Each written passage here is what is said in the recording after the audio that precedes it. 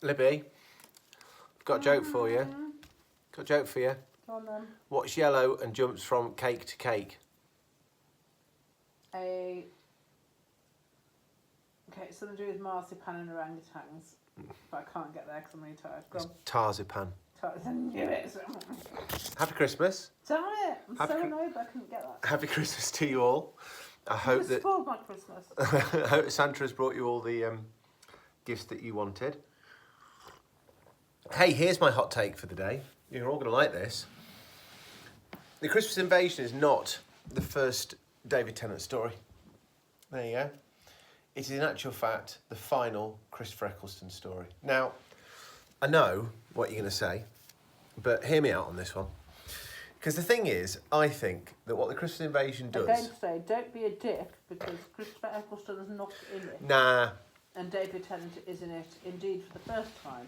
This is my hot take. I've got a hot take. So, what's actually happening here is that we are being treated to, thematically, a resolution that we did not know we needed.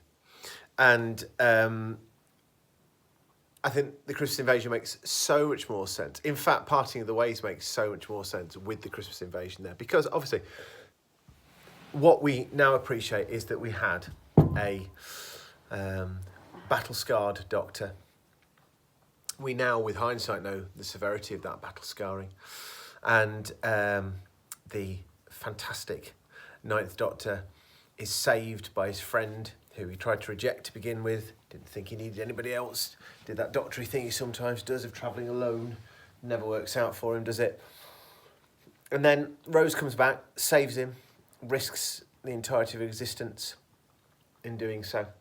Is brave and bold. She's so brave. And brilliant.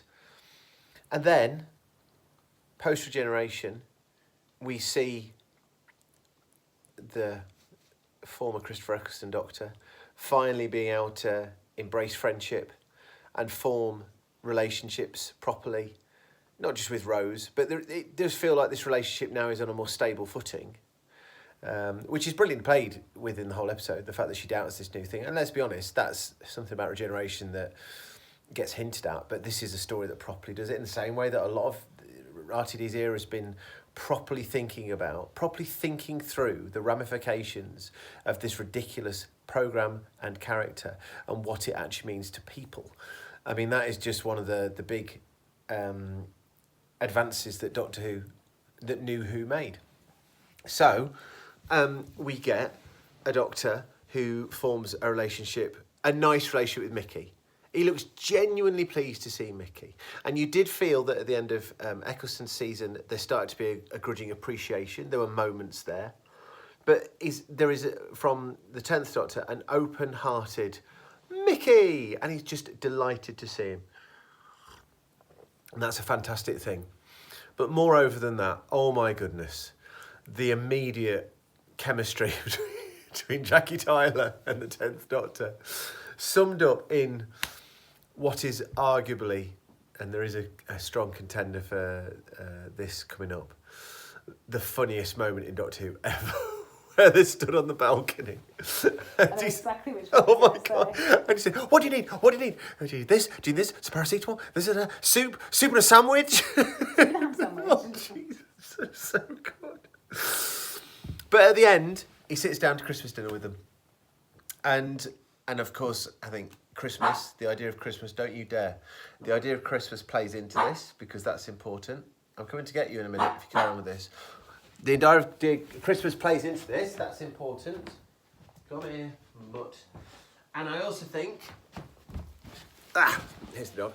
I just think that is thematically what Doctor Who's been talking, the story they've been telling for the character of the Doctor here. We have finally arrived at a not completely restored, but a whole Doctor, a Doctor who's prepared to put his faith and trust in other people, not just Rose. Absolutely beautiful and a really, really magnificent thing. I think, as well, RTD, as he's done a couple of times now, he's been given the opportunity to do a couple of times, hasn't he? Rewrites the regeneration story, doesn't he? Because it's very easy to go down the line of, post-regenerative trauma, for the lols, this, that and the other. Nah, stuff that. Just get the Doctor out of it for 2/3 of it. Boom. And it's a genius move because arriving back on Earth for Christmas with Jackie and Mickey, who we've got a really good relationship with. Don't forget, in terms of the story, it's been 5 minutes for Rose since she's seen Jackie and Mickey. For us, how long was it? Do you remember when Doctor Who was on? I reckon it was 6 months. I reckon 6 months. So it's been 6 months since we, the viewer, have seen them. And therefore, it was just a delightful thing to be back on the Power Estate, to have the TARDIS crash landing in that way. What a glorious thing to happen. And arriving back with the new fam at Christmas was such a fantastic move. Then taking the Doctor out of it for that length of time to give us the proper whammy at the end with all that dialogue. Must have been page after page after page of dialogue for Tennant to learn, which he makes reference to, of course. And that bit when he quotes The Lion King, it's just full of absolute flipping gems. Now, as a story, is it a brilliant story? Nah, not really. Is there anything wrong with it? No, it's a functional story, but it needs just to be a functional story because what we've got are the characters that we really like, and we've got a regeneration. And as I said in the video, or the last video, or the million of videos that I've done since, I think that a regeneration is inherently a brilliant thing for Doctor Who. It's an exciting thing. Having a new Doctor so straight off the bat is almost enough, and therefore all you do is you string together a bunch of sci-fi cliches with these fantastic characters in the middle of it, and what you emerge with is a cracking episode of Doctor Who. Really fine, and I can't, let's not do this now, but for a long time I felt this is the standout Christmas, the archetypal Christmas episode of Doctor Who, but there we go. One last thing though, before we finish up, we should never forget what a bleak thing it is for this Doctor to do over Harriet Jones at the end. And in terms of character, it's bang on the money, all right? And also, it does point to where, some of the darker places that Tennant's character is going to go, and that's fantastic. I don't know how forward-thinking that was from RTD.